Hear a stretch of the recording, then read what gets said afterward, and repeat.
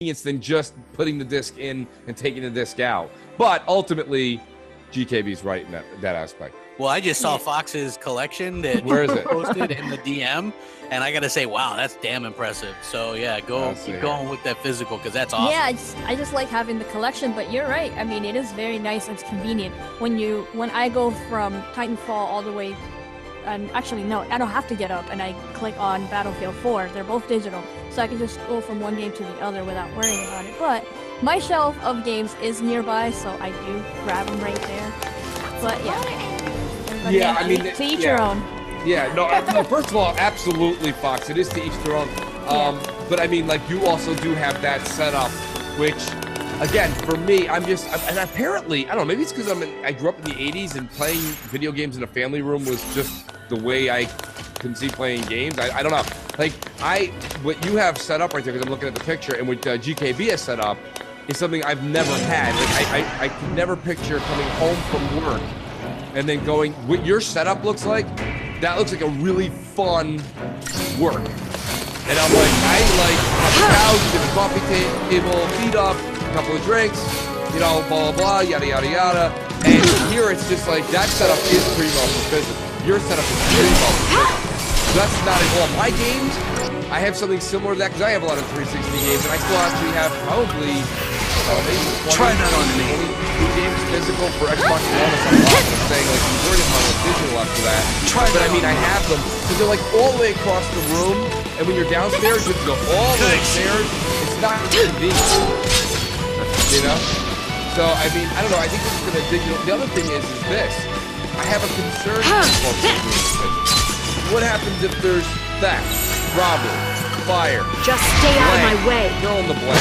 What I'm saying is, if you have it digitally, yeah, you may lose your console in a fire, but at least you have all your games. So that's actually, you know, there's a perfect example of that. Shout out to Mamacita. She was telling us on the first episode that she appeared on Ladies' Night about a story that happened to her. She was moving and she put all of her Xbox One into a box that was supposed to actually be moved with her, but the mover guys accidentally put it out at the curb and it went to the trash, so she actually lost all of her Xbox One games. Yeah, that's the reason we're Lassie. To stop it. Yeah. To keep Cocoon safe. That is awful. Yeah, sorry. Why don't you give us one reason to believe that? One reason, different Sarah. area, but she lost most of them. Like a lot of the newer titles, she had just bought like Halo 5 and all of them. Cocoon. And then she turned to Crystal. That's the proof right there. Listening to what you she just completed said, her that'll focus. never happen to me. That means ours is to save Cocoon. You never know. Mama Cita probably didn't think that was Sarah's fantasy was the same as ours. Yeah. You know, our focus has got to be the same. We were chosen to be guardians. Stupid to defeat Ragnarok. In the 16 it makes sense. What the hell it does? That are all the way around. Like, you'll never forget this. So I don't remember which Modern Warfare. It was like Modern Warfare 3. We just got recruited by one of them. 360 era. I'm talking to my wife. I went to the midnight release. This really happened, folks. And I was just so angry that I could not. I was trying to pick off the. So Sarah's an enemy too. Finally get it off. I don't buy it. Then I had that, you know, the one that the actual like glue strap. We have the power to save Cocoon if we work together and carry on. out. Let me go get a butter knife here. Falsey took Sarah from us, and you want to help it? I take the butter knife and I go right through the middle, and I go right through the case. It goes right through it. Place your hands behind your heads. The whole disc with a butter knife. Oh my and I was like, oh, and I'm like, it's 1 a.m. What do I do? You're not playing it? I'm not playing. Yeah. You know, there's also another issue when it comes to like physical to digital. Like when you have the physical copy, you have to put it in, and you still have to download like so many gigs for something. But when you have digital, you know exactly what you're playing on, like, or say you're playing single player by yourself, and then all of a sudden, you know, your friends jump on and they're like, all right, we got to jump into this right now, let's go. And then it's like, crap, you have to switch the discs, make sure that there's no updates. And then you can play, but if it's digital, it's already updated. From like one game quickly to the next game, and you're done. Right. And that's another perk to it. That's kind of a and if you don't believe it, we have somebody on the panel that can tell you about it. Mr. Crap Gamer, who just recently got his Destiny game upgraded and updated from Saturday night. Yeah. Finally. I thought they'd be tougher than that. I mean, if it's a game you haven't played in a while, it's not going to auto-upload or, upload any of the extra content. Yeah, that's so weird. That I had played it, though, with everybody. I think I played it with Fox and everybody not too long ago. So that's why I was kind of surprised. Oh, but you did say it was linked with your brother. So, from what you're telling me, sounds like a regular old soldier who's got more training than Special Forces. Yeah, because that's my... Nothing for us to see to be afraid of. Cut the crap. Mine is his own console. Their grunts might be green, but Psychom's elites are cold-blooded beasts. They hit the field and it's game over. Like I said, I think the biggest thing that I can tell, and Fox, thank you for agreeing with me, because I think you understand what I mean. It's like a lot of people, like, I try to do a certain regimen every night or every other night. That's a workout thing, but it's nothing like going to, there's a lot of us that all have friends that I go to the gym, I pick things up, I put things down, I pick things up, I put things down. And I'm like, okay, that's great. And dude, you're a physical specimen, but the problem is you need to do that the rest of your life or you're going to drastically start to shrink. So my point being is, people that go physical as hardcore as I think Jamie Moran is saying on Twitter and Crap and Fox, is once you guys start going down that path, if you guys this weekend are like, and I'm done with my physical collection, and then all of a sudden people come in, they're like, hey, notice your physical collection hasn't grown in like 2 years. You're like, yeah, I gave up on that. Once you say you give up on that, then everybody looks at your wall differently. They're like, there's a lot of old shit in here. You know what I mean? Like, so once you, my point is that like you gotta shit or get off the pot. So that means I would like to go ahead and extend you guys an open invitation. Leave your boxes behind or come with us. Do that with the exclusives, man. I just can't. I don't, you know what I mean? I don't know what the deal is. I don't think I can. Pretty soon, Crap, you're gonna be one of those people on the HGTV show for House Hunters, and it's gonna be you're gonna be that old guy who's walking around with his wife to be being like, so I need a whole room for my class. Like, you know what?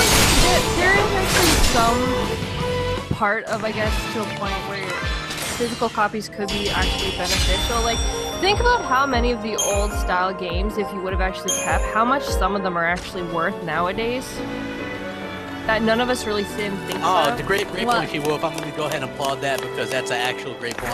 Well, it's a great point. Yeah. It's a great point, but the value that she's talking about, I think when you find the research, it's actually extremely low. Well, it's rare. Like, it is rare depending on the game. But, like, there's a Smash Bros. Or I think it's a Smash Bros. There's this one game that we found at a yard sale, and we ended up finding out that it sells, like, for a lot of money on eBay. Like, people if it's the GameCube one, it sells, I think, for a pretty good amount of money. Yeah, and, like, because we got a different, like, there's 2 different versions of it. And we got, like, the one that's not as expensive. What is it, though? It's like a Smash Brothers Melee for the GameCube. Okay, so now let me paint this scenario. So now you have this Smash Brothers game, and this is your claim to fame. So when I walk in, you're like, you and GKB are like, check this out. And I just see a wall of green, right? And then all of a sudden you're like, this Smash Brothers, this is like you're holding that coin down at the bottom of the Goonies. You're like, this coin here. Okay? Okay, hold on. The point I'm trying to make, you hold on a minute. Wait a minute. I am debunking your Smash Brothers story. No, because it doesn't work, because you're not even listening to what I'm actually saying. I'm getting to the point that people who actually collect the things that are not keep the kids out of trouble. Like, looking to show them off, it can be beneficial to them personally. Hey, yes. Trying to take on the post-foul that could make them money sometime in the future. Yeah, but you're going on the base of showing or showing Why not? No, I was going to go into I get long-winded, you understand? I was getting to water, everything I needed to the time. Exactly, there's a punchline here. You still what I was going to say was, once you walk in and you see this grand wall of games, right? The person's going to be like, look at this one here.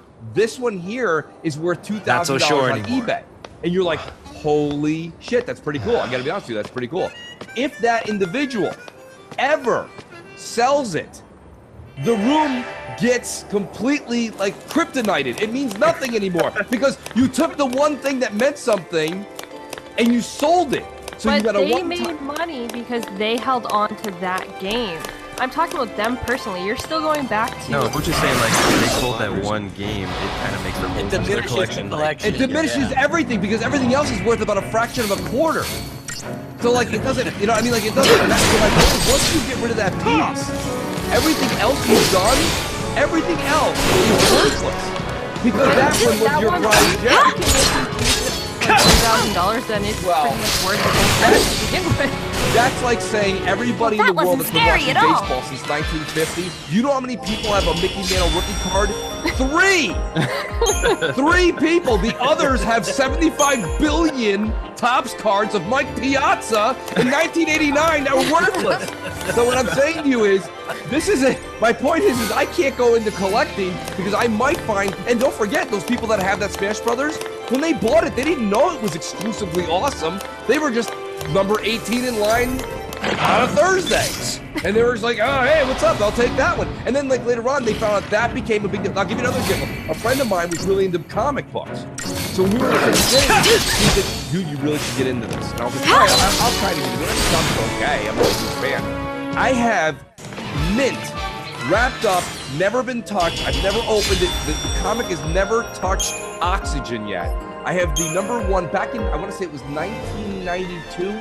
Maybe it was 1990. Ghost Rider, the first edition, #1. It was redone. I have it, mint. It's probably worth a #5 at McDonald's right now. It doesn't matter. My point is like, unless somebody says, no, Ghost Rider really got popular because really wrecked it, that movie. Like, nobody's gonna give a shit that I have. My friend has a wall. Yes!